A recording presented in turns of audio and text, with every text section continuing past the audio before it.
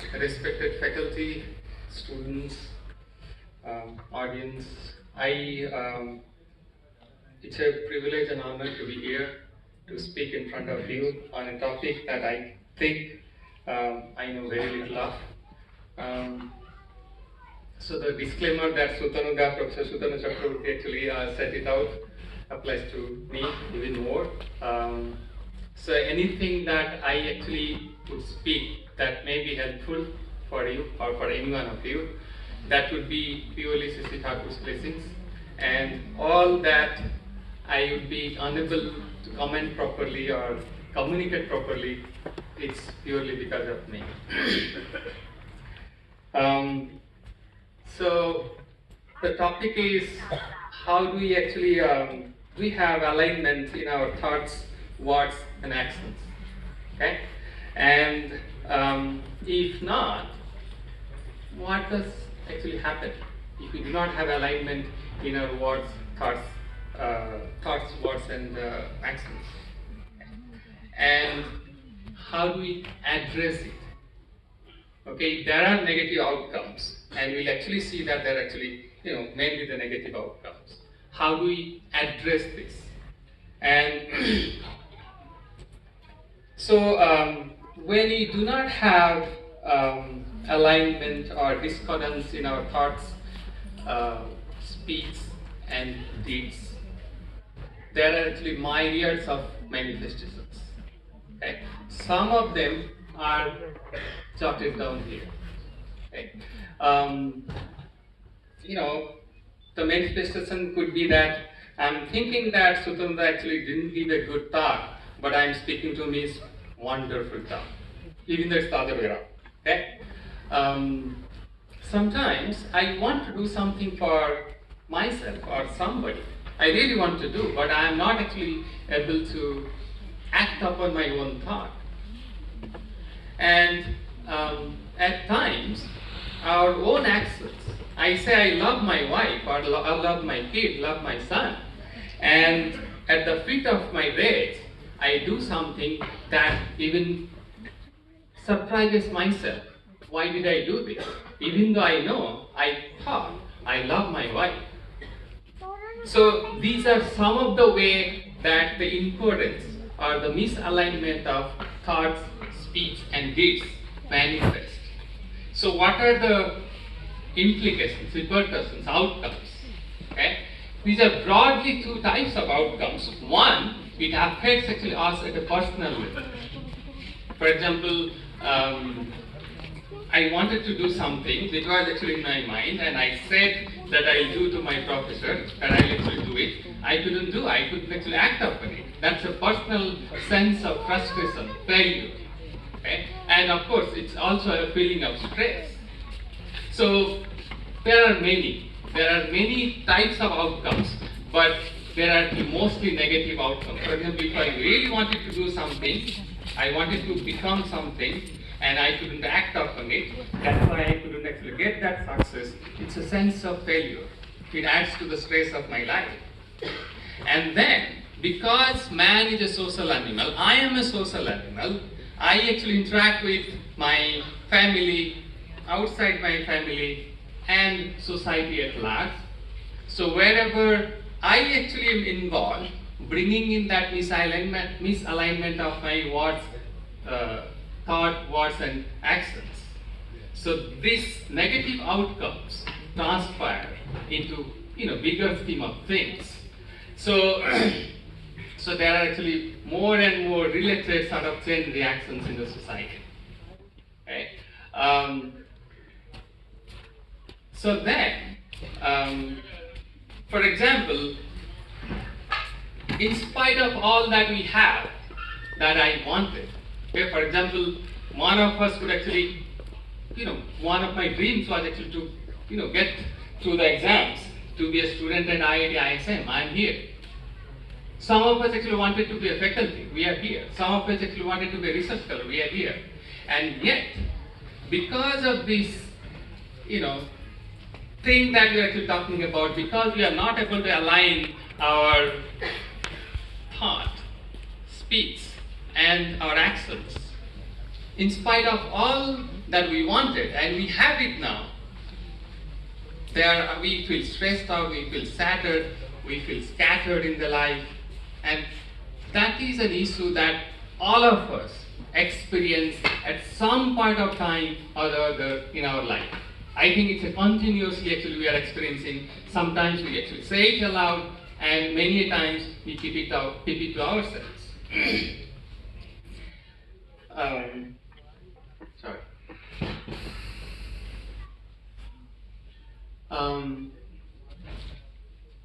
So is this going back? Sorry, I'm really sorry. Okay, so this is forward. Okay. So if I ask these questions, why does it happen? Okay, I say I love my son, and he does something, he says something I do not like. All of a sudden I do something that indicates that is not indicative of love. That is indicative of actually hatred, anger. Why? Because at the root cause of it, that my whims, or we actually call complexes, passions, they are not properly adjusted. It's not that I didn't have love for my son, but I had other feelings. I had actually hatred, I had anger, and all of a sudden they have actually come into conflict with each other.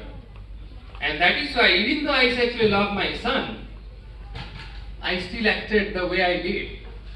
So at the root of it, unadjusted or maladjusted complexes, that is the cause of the topic that we are discussing today.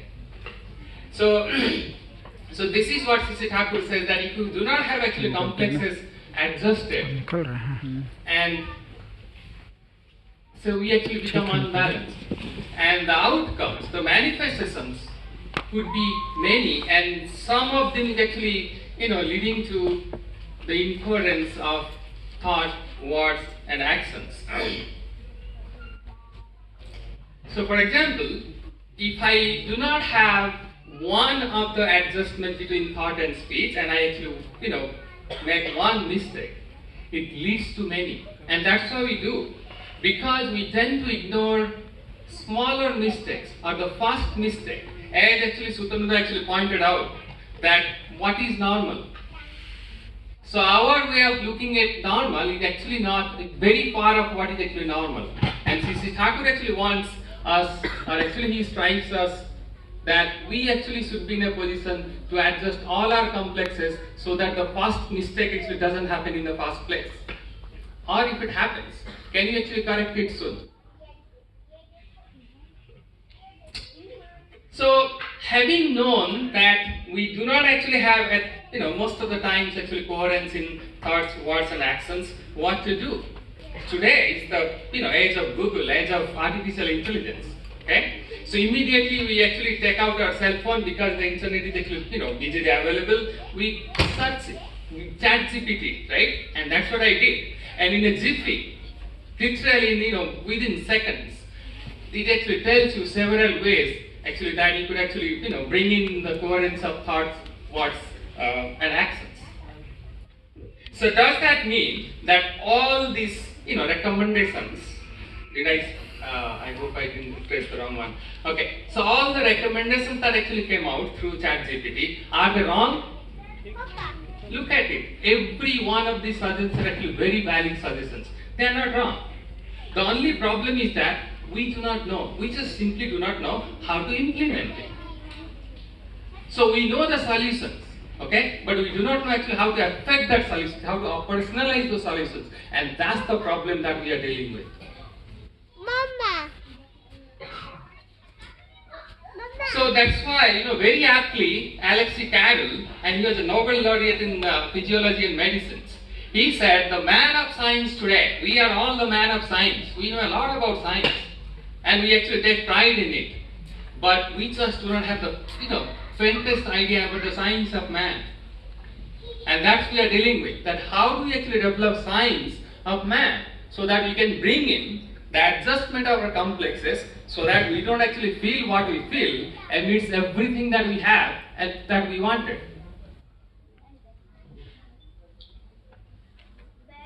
So the question is, how do we actually bring in adjustment of our complexes? Okay? Should we actually renounce all these, passions of, whatever passions we have, lust, desire, greed? So in Bhagavad Gita, Lord Krishna says that if we start actually restraining or suppressing these external senses and passions without the intellectual upliftment, okay, it actually leads us to a state where actually Lord Krishna himself actually says that we will be called hypocrites because we are not actually touching at the right places. Sisi Thakur says the same thing, that if you try to actually subdue one of your passions, it actually gets manifested more and more because you are thinking about it. If you really actually, put those sweet dishes in front of you and you say, okay, I'm not going to eat it, I'm not going to eat it. And time will come, even though you are not eating, you are eating them mentally, and when the moment comes, you'll overeat it. So does that mean that my greed for food is bad? Absolutely not. I need that greed.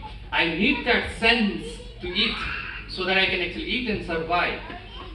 It is the measured eating, the measured amount of that passion or complex I do not have. That's why I am overeating. I am smoking a cigarette, even though in my thought I know it is actually injurious to my health. I am still smoking it.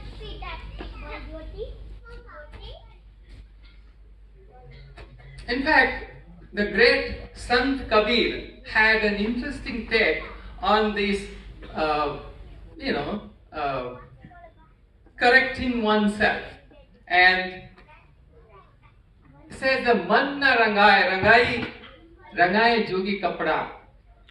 See, that means I could actually color my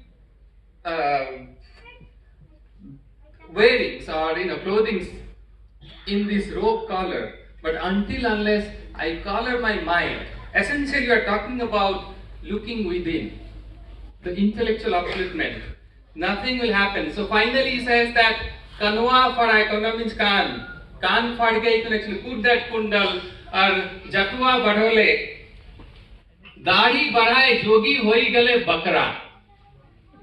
So essentially he says that if you do things externally, you become a laughing stock for myself. I become a laughing stock for myself. Okay? So what's the way out?